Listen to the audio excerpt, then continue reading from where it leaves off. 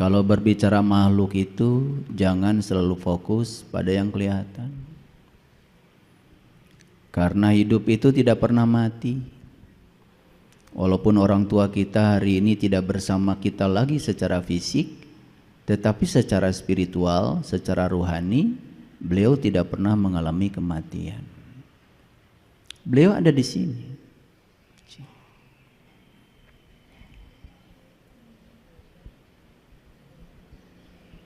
Menghembuskan napas terakhir ke sini.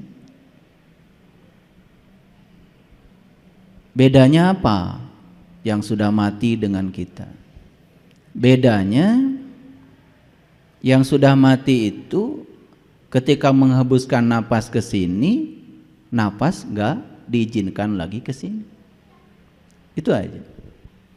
Dan kita yang masih hidup ini, ketika kita menghembuskan napas ke sini, nafas itu cerdas, karena masih ada tugas yang harus diselesaikan, dan tubuh ini masih layak pakai untuk digunakan sebagai kendaraan, maka nafas ke sini balik lagi, memberikan pinjaman kehidupan lagi kepada kita. Jadi sebetulnya kita ini sekarang sudah mengalami hidup mati. Karena napas itu masuk berarti hidup, keluar berarti mati, masuk lagi hidup, keluar mati. Jadi lampu yang ada di masjid ini tidak hidup terus, ini hidup mati. Karena di PLN itu pembangkit listriknya itu adalah pembangkit listrik arus bolak-balik. Arus bolak-balik tegangannya itu dari 0 maksimum ya sekitar 220 akar 2 volt, turun lagi minimum negatif polarisasinya, naik lagi begitu. Jadi seperti itu, seperti gelombang. Cuma karena PLN itu frekuensinya 50 Hz, 50 Hz itu berarti dalam 1 detik terjadi 50 kali hidup mati. Mata kita tidak sanggup lagi untuk mendeteksi 50 kali hidup mati, lalu kita mengatakan seakan-akan lampu ini hidup terus. Karena kita tidak punya knowledge. Saya kalau ngasih ujian sama mahasiswa yang sederhana saja. Apakah lampu di rumah Anda itu hidup mati atau hidup terus? Udah itu aja soalnya. 5 jam ujiannya. Udah, kalau dia bisa menguraikan terus sampai bagaimana prinsip kerja generator listrik, bagaimana generator menghasilkan GGL induksi, bagaimana kumparan berputar dalam medan magnet sehingga timbul yang namanya arus listrik, apa bedanya arus listrik AC dengan DC, diuraikan tuh. Kalau mahasiswa cerdas keluar tuh rumus-rumusnya. Dari satu pertanyaan itu dia bisa menjelaskan secara detail. Itu namanya orang berilmu. Makanya orang berilmu itu sudut pandangnya luas. Makanya alam semesta itu disebut universe. Uni itu artinya kumpulan, versi itu sudut pandang. Universe berarti kumpulan sudut pandang. Lahirlah berbagai macam ilmu, matematika, fisika, kimia, biologi, kosmologi, astrofisika, astronomi, geofisika, biologi, macam-macam. Berbagai macam ilmu kedokteran, gak ada habis-habisnya. Semua ilmu itu sudut pandang. Yang dipandang sama, objeknya alam yang sama, yaitu alam semesta ini dengan segala isinya. Objeknya semuanya sama, sudut pandangnya berbeda. Ada yang namanya sosiologi, ada namanya psikologi, ada namanya antropologi, macam-macam banyak ilmu. Semakin banyak sudut pandang kita, semakin luas kita memandang, seperti kita naik gunung, maka semakin bijaksana seseorang. Yang masih gampang menyerang orang lain, ketika orang lain berbeda dengan dirinya, dianggap salah, dihakimi, bahkan mengeluarkan kata-kata yang tidak senonoh, tapi ingin dianggap orang terhormat, itu ciri sebenarnya ilmunya nggak kemana-mana. Makanya satu-satunya orang yang tidak bisa ditolong di semesta ini adalah orang yang tidak tahu tetapi dia tidak tahu bahwa dia tidak tahu. Tetapi karena masyarakat menganggap dia seakan-akan sebagai orang yang tahu, lalu dia memposisikan diri seakan-akan sebagai sumber pengetahuan. Maka si ngasih fatwa ini, fatwa itu pada orang lain, kayak Tuhan aja. Udah jelas di Quran dikatakan, sesungguhnya hanya Tuhanmu yang tahu siapa yang tersesat di jalannya dan siapa yang mendapatkan petunjuk. Inna rabbaka huwa a'lamu biman dola an sabilihi wa huwa a'lamu bil muhtadin. Hanya Allah yang tahu. Lah kamu ini yang ilmunya cuma sedikit, pencitraan saja. Makanya tidak boleh menghakimi siapapun. Ketika orang lain melakukan kesalahan pun tidak boleh dihakimi. Karena apa? Biarkan saja.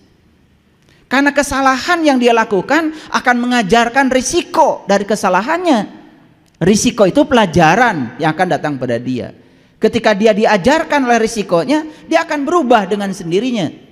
Dan ketika berubah dengan sendirinya, bukan paksaan dari orang, itu lebih bagus. Makanya bisa jadi kebenaran itu dilahirkan oleh kesalahan.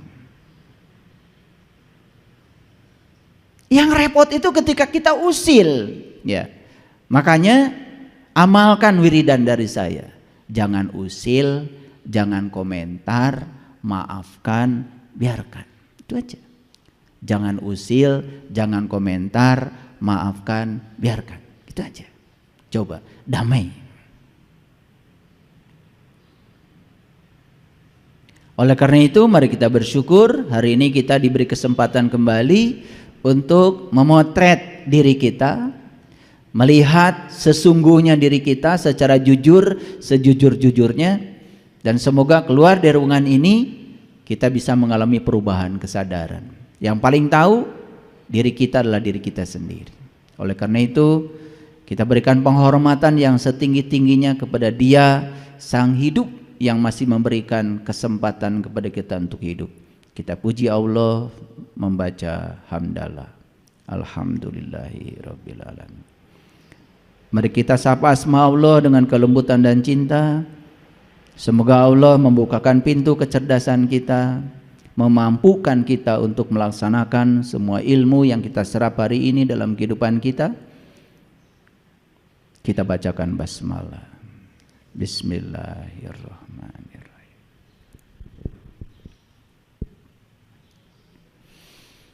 Judul kita hari ini agak unik. Saya beri judul hidup itu 10% masalah dan 90% sikap terhadap masalah. Jadi berapa persen? 100%. Mana yang paling besar bobotnya? Masalah atau sikap? Yang paling besar bobotnya adalah sikap terhadap masalah. Ada orang menghina kita, mau dianggap masalah atau tidak dianggap masalah, itu terserah kita. Karena sesungguhnya masalah itu tidak ada awalnya, diadakan oleh kita. Sekarang anggap saja itu masalah, karena dia telah menyakiti saya, dia telah menghina nama baik saya. Anggap itu masalah. Bibitnya itu cuma 10%. Tapi begitu kita lapor ke polisi, pencemaran nama baik, meluangkan waktu, harus di BAP, perlu pengacara,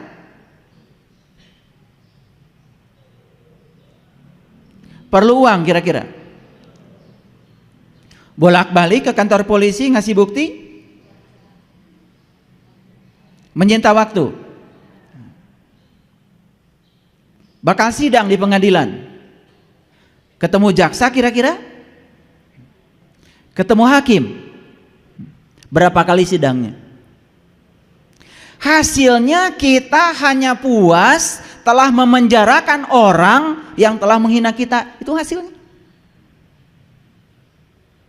Betul nggak omongan saya? Sebetulnya bibitnya itu cuma 10% saja. Masalah besarnya itu diciptakan oleh ego kita sendiri, pikiran kita sendiri, diri palsu kita. Ujung-ujungnya hanya puas kita telah berhasil memenjarakan orang, mencelakakan orang yang kita sebut telah menyakiti kita. Sibuk nggak kita? Sibuk apa kita? Bodoh nggak kita? Yang cerdas, nih yang cerdas. Ketika dia menghina saya, ya saya tidak akan terhina. Karena sesungguhnya dia menghinakan dirinya sendiri. Kalau saya tidak mengizinkan diri saya terhina, ya saya tidak akan terhina. Saya juga tidak sakit hati kok. Kenapa? Karena sakit hati itu bukan buatan orang yang menghina kita, buatan pikiran kita. Karena pikiran ingin orang itu seperti yang kita mau. Ketika orang tidak seperti yang kita mau, maka kita sakit hati. Orang yang sadar, sesadar-sadarnya tahu kalau sakit hati buatan dirinya, bukan buatan orang. Buat apa saya repot-repot kesana kemari? Ya sudah, saya maafkan saja. Selesai? Ada masalah? Tidak ada. Jujur ya, jujur nih, wajah-wajah sibuk semua nih kelihatan. Ini wajah-wajah 90% ini. Ini wajah-wajah 90%. Wajah-wajah ruwet.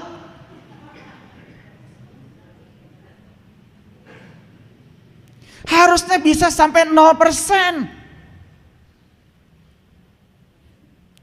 Istilah anak mudanya itu adalah emang gue pikirin. Itu bahasa tingkat tinggi itu. Tetapi selama ini bahasa itu disepelekan. Dan kita lebih senang untuk berjibaku menyibukkan diri untuk sesuatu yang sama sekali tidak ada gunanya. Keluar tenaga banyak, pikiran banyak, uang banyak, melibatkan banyak orang hanya untuk memuaskan pikiran kita, memuaskan ego kita. Betapa bodohnya manusia di kehidupan ini. Sering terjebak kebodohan itu. Sering apa sering sekali? Sampai bersumpah, nanti kalau saya mati, awas ya, kalau dia sampai menyentuh jasad saya, waduh, mati saja udah buat dendam. Orang yang mati kayak gitu, lahir lagi jadi cacing ya udah untung. Gak ada gunanya. Ini ada cerita suami istri. Suaminya itu memendam dendam yang luar biasa sama istrinya. Tetapi dia tidak berdaya ketika masih hidup. Maka dendamnya dibawa mati. Hartanya banyak berlimpah. Sepeda motor banyak, mobil banyak, rumah banyak. Dan ketika dia divonis penyakit tertentu dan dia tahu sebentar lagi mau mati, diam-diam di belakang istrinya dia pergi ke sebuah yayasan amal. Dan dia bikin di depan notaris penyerahan semua hartanya. Tidak ada disisakan satu harta pun buat istrinya.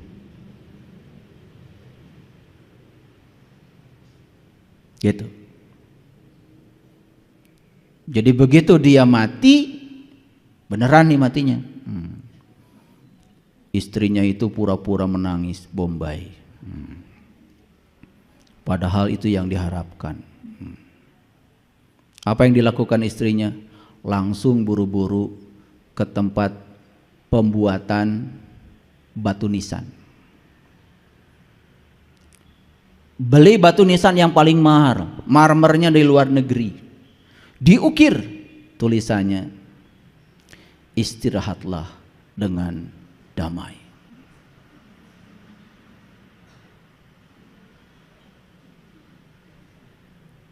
Proses pemakaman mewah karena duitnya banyak. Batu nisan pun yang mahal. 3 hari setelah pemakaman selesai, dia baru mencari surat-surat. Ternyata semua surat-surat berharga sudah tidak ada di rumah lagi. Datanglah dari Yayasan Amal untuk mengambil semua harta karena sudah terjadi perjanjian di depan notaris. Kira-kira kecewa nggak istrinya ini? Kecewa berat. Apa yang dilakukan?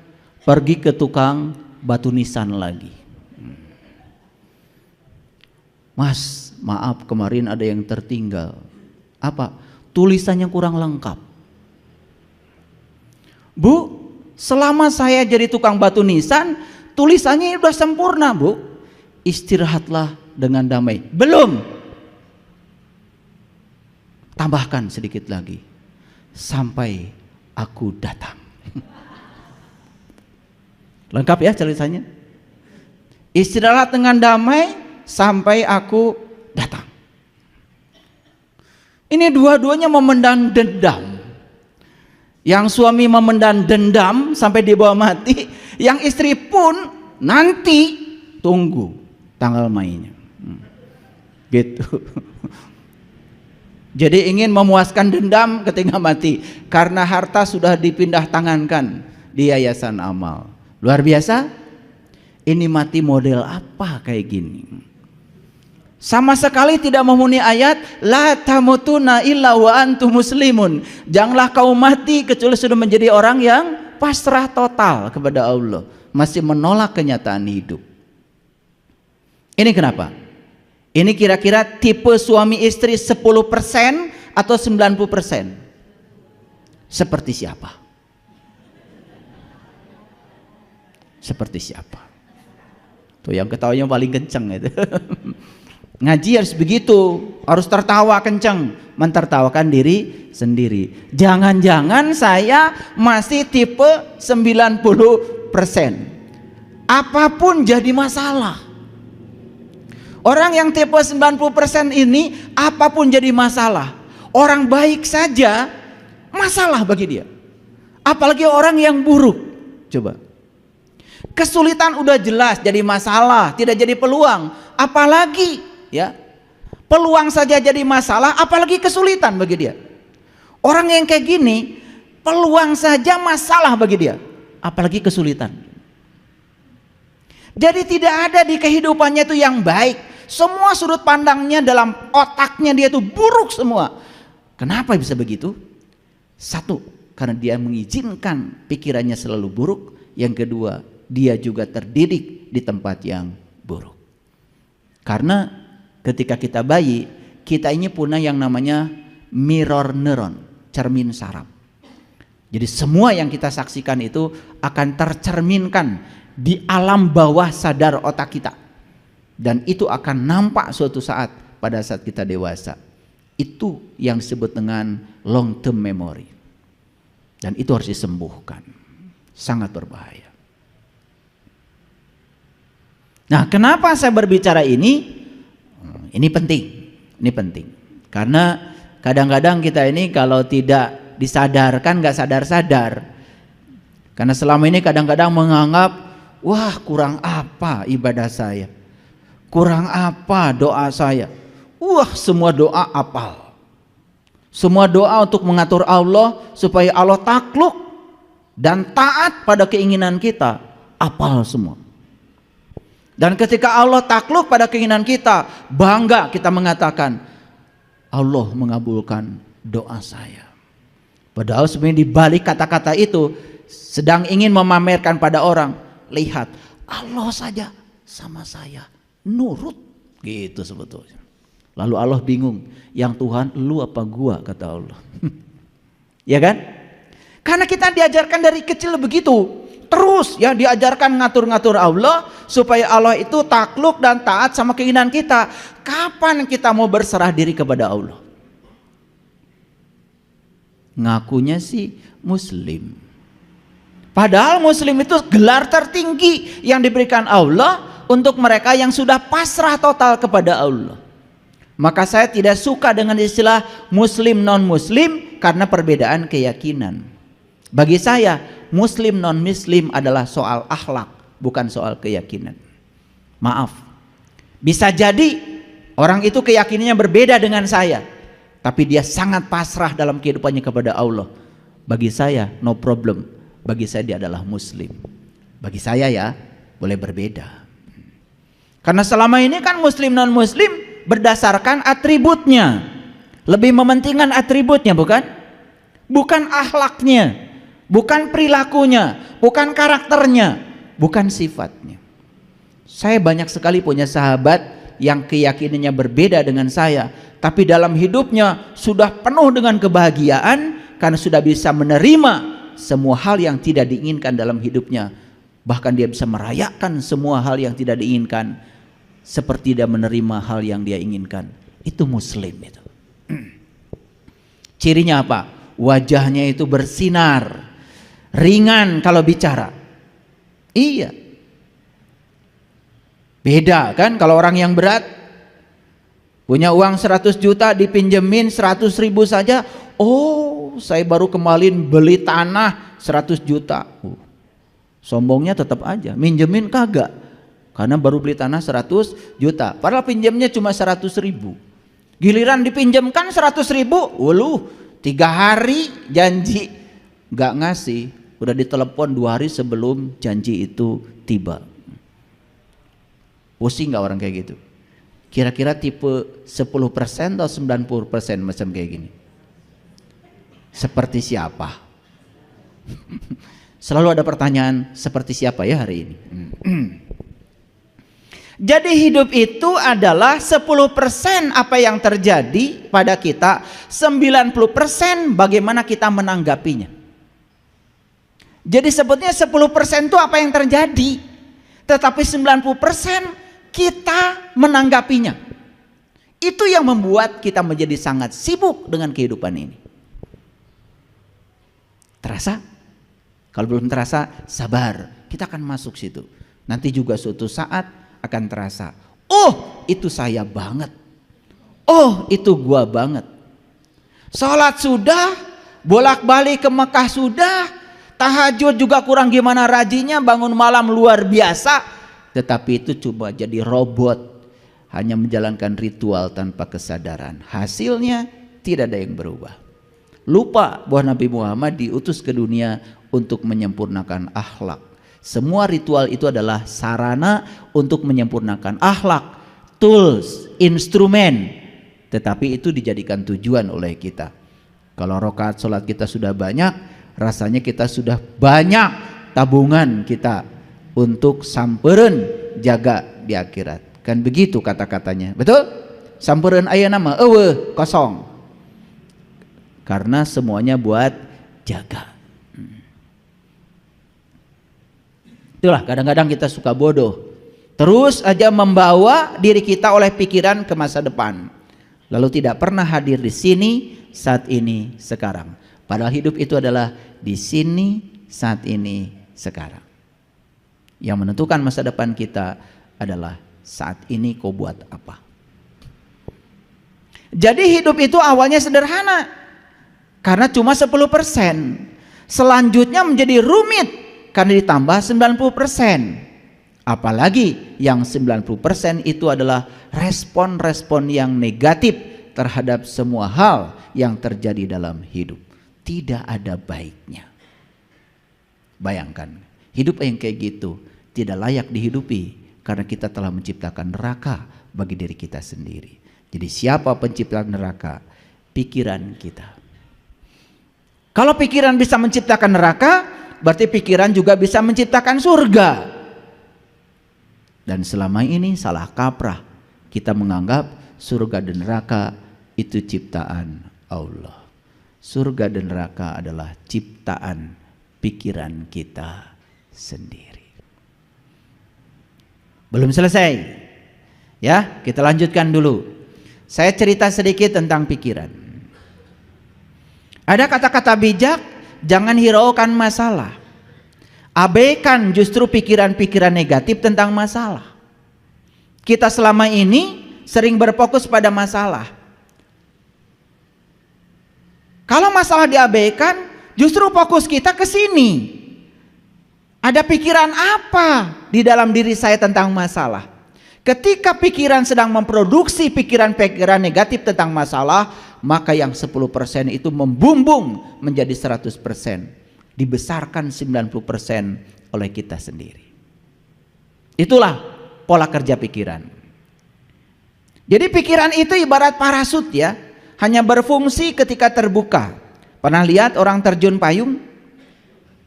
Pernah ada berita orang terjun payung kemudian meninggal? Gara-garanya cuma satu, karena parasutnya tidak terbuka. Begitu parasut tidak terbuka, ya sudah, dia akan mengalami percepatan jatuh bebas dalam fisika, free fall. Dia akan jatuh bebas tanpa hambatan. Tetapi begitu ada payungnya terbuka, dia bisa kendalikan mau hinggap di tempat mana. Itu bedanya. Makanya orang-orang yang hari ini pikirannya masih tertutup, persis seperti orang terjun payung, parasutnya tidak terbuka. Dan orang-orang yang terbuka pemikirannya biasanya gampang untuk bisa menerima pandangan dari orang lain. Makanya dia akan menjadi kaya sudut pandang. Pernah nggak menyaksikan orang yang kekeh dengan pikirannya sendiri? Sulit untuk menerima kritikan, sulit untuk menerima pandangan dari orang, asapang benerna, asapang akangna, merasa diri paling benar. Orang yang tertutup pikirannya seperti itu, persis seperti orang yang terjun payung, parasutnya tidak terbuka. Ayo, sudah berapa lama kita memiliki pikiran yang tertutup? Sudah berapa lama? Sudah terlalu lama. Makanya pikiran kita sudah kronis ini, sudah sangat kronis. Makanya kemarin ada yang share di grup di Australia, katanya guru-guru di Australia tidak menjadi sedih ketika anak tidak bisa matematika, tetapi menjadi sangat sedih ketika anak tidak bisa antri. Kenapa?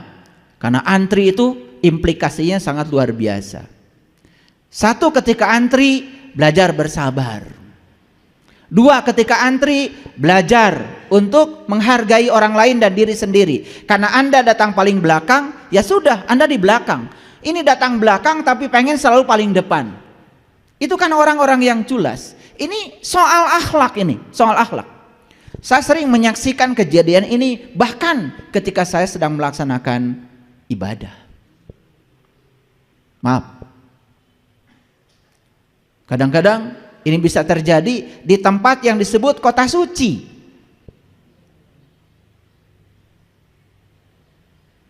Tidak bisa antri.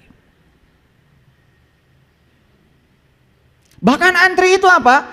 Belajar untuk tidak menunggu. Orang yang selalu menunggu, dia selalu ditarik oleh pikirannya ke masa depan, pasti akan menderita. Saya sampai hari ini tidak pernah menunggu. Makanya kemana-mana saya baca buku yang menyenangkan saya bawa musik yang menyenangkan saya, dan saya tidak mau menunggu, karena menunggu berarti membunuh waktu. Terlalu banyak yang bisa kita lakukan. Bahkan ketika ada antrian yang panjang atau harus menunggu dalam waktu yang panjang, kita bisa melakukan pelayanan pada diri sendiri yang paripurna untuk menyenangkan diri sendiri yang bermanfaat. Bukankah itu luar biasa? Jadi masuk akal kalau orang Australia ya sangat khawatir ketika anak tidak bisa antri. Karena apa?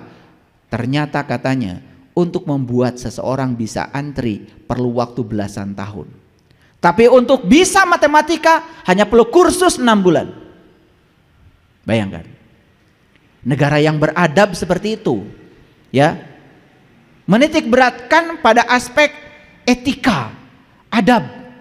Bukankah ini sebetulnya yang dikatakan oleh Rasulullah? Tidak disebut orang yang beriman jika tetanggamu tidak nyaman dengan kata-katamu.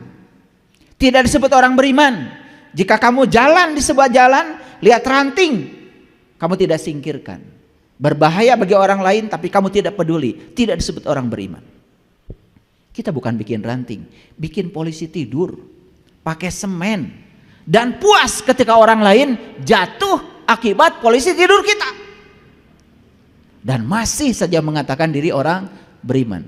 Bahkan polisi tidurnya tepat di depan masjid. Luar biasa? Siapa yang luar biasa? Kita. Lu kali, gua kagak. Awas, jangan pengen kita terus. Kita ini susah sekali bilang saya. Ini kebiasaan, pengen bareng-bareng. Saya sering tanya, siapa yang begitu? Kita, loh kita, lu aja kali, gua kagak.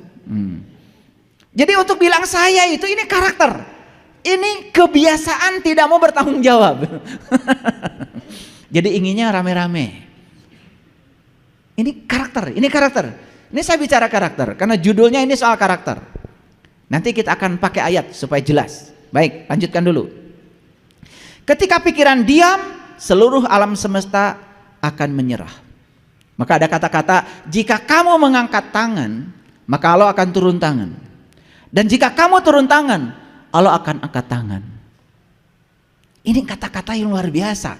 Cuman implementasinya kadang-kadang nggak ngerti. Jika pikiran diam, seluruh alam semesta akan menyerah. Maka belajar mendiamkan pikiran.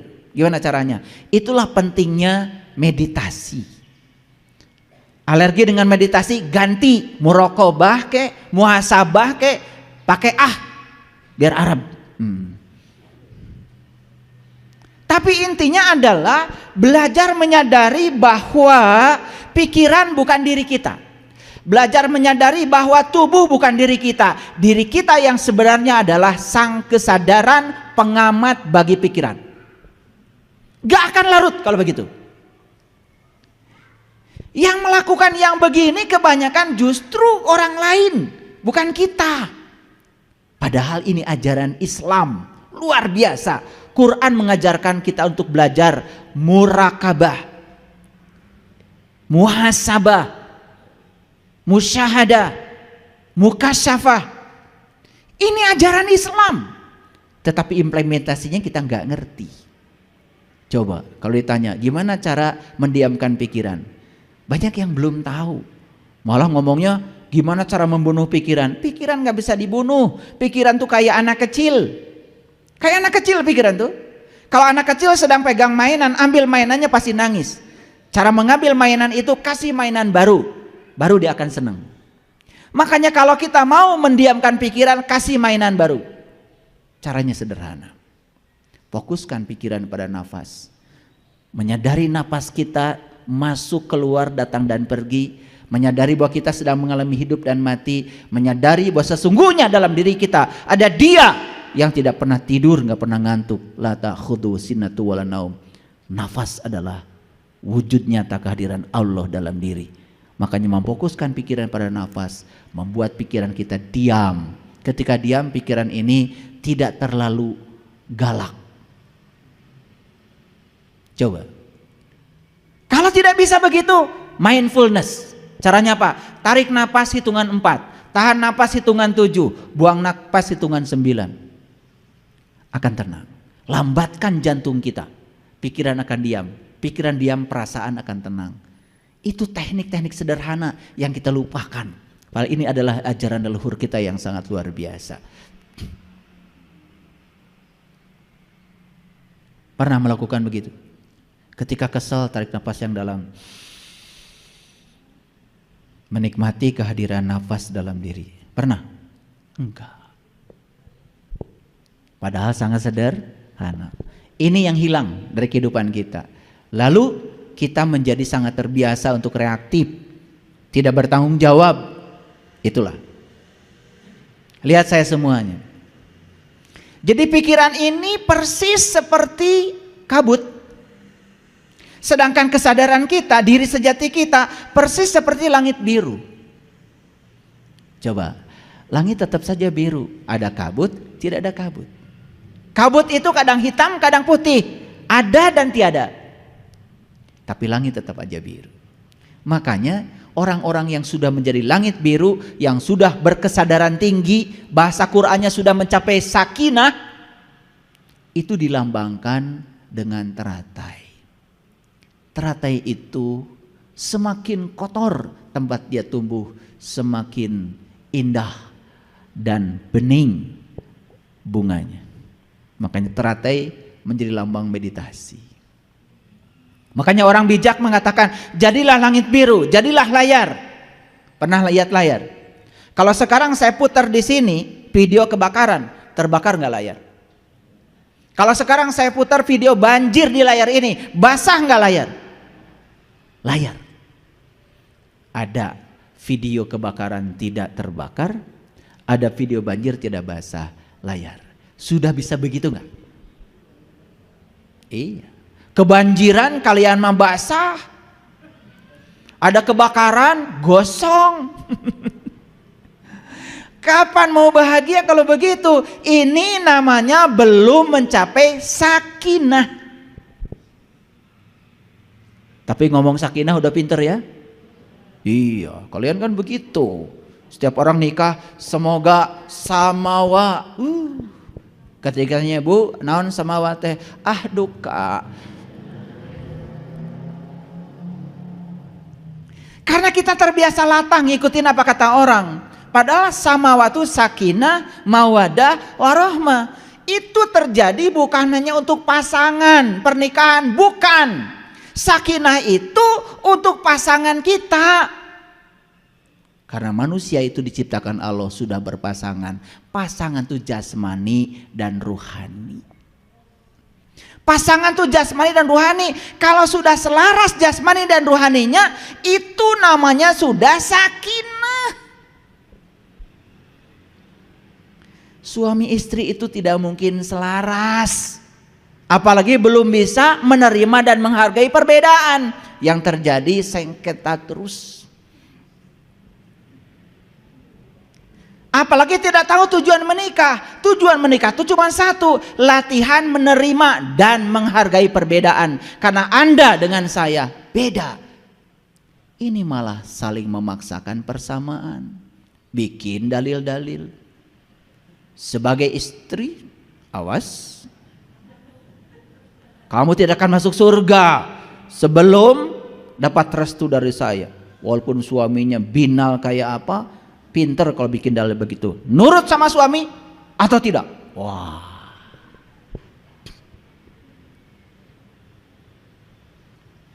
Orang yang macam gini, diktator kayak gini, jelas tidak akan bisa menerima pasangannya apa adanya. Dia ingin pasangannya seperti yang ada di pikirannya. Ketika tidak seperti yang ada di pikirannya, out. Dan yang lucu, ini dilakukan oleh orang-orang yang mengatakan dirinya adalah tokoh-tokoh agama. Tidak cocok dengan pasangan, cerai. Cerai itu akibat dia tidak bisa menerima dan menghargai perbedaan. Ingin pasangannya sama dengan yang dipikirkannya. Padahal jelas-jelas cara berpikir beda, jenis kelaminnya beda, dibesarkan di keluarga yang berbeda, pendidikan juga berbeda, adat istiadat juga berbeda, cara berpakaian juga berbeda, fisiologi berbeda, psikologinya berbeda. Apa yang mau dibuat sama? Udah nyata-nyata beda kok. Maka disebut pasangan. Pasangan tuh kiri kanan, tidak pernah kiri-kiri. Kan disebutnya ya aju aja. Saya khawatir ya, kalau ini dilakukan oleh tokoh-tokoh, kemudian ke bawahnya pada ngikut. Seakan-akan menceraikan pasangan itu sah-sah saja. Padahal jelas tidak bisa menerima dan menghargai perbedaan. Kalau di rumah saja di level kecil sudah tidak bisa menerima dan menghargai perbedaan, gimana dia dengan level besar? Maka di luar pun dia menyerang terus. Setiap yang berbeda dengan dirinya dia serang, dia hakimi. Begitu. Gak ada etika. Bahkan ujungnya sebetulnya kan patut diragukan imannya. Kalau orang sudah bertauhid gak kayak gitu. Seperti Allah menerima semua kita apa adanya. Hebat gak Allah? Yang jahat tetap bernafas, yang baik-baik bernafas. Allah itu begitu, tidak tersinggungan kayak kalian. Hebat. Dia menunjukkan kemahakuasaannya luar biasa. Makin maha kuasa, makin dekat dengan yang dikuasainya. Makanya kata Allah, berbuat baiklah kamu sebagaimana aku berbuat baik kepadamu. Wa ahsin kama ahsanallahu ilaika. Jadi mekanisme perbuatan baik itu baru disebut baik kalau cara melakukannya persis seperti Allah melakukannya kepada kita, tanpa keinginan, tanpa muatan. Keren gak kalau hidup kayak gitu? Keren. Tidak ada yang saling menyakiti, saling melukai. Kalau kita sadar dengan itu luar biasa. Hidup itu penuh berkah, penuh kebahagiaan. Saya dapat WA dari seseorang, ayah, alhamdulillah, setelah saya berpisah dengan suami saya, sekarang saya lebih bahagia. Sebentar, saya bilang, kamu itu bukan bahagia, cuman kamu tidak ada lawan bertengkar saja sementara waktu. Tanda tanya, supaya datang sama saya. Ntar dijelaskan, karena nggak mungkin di WA kan.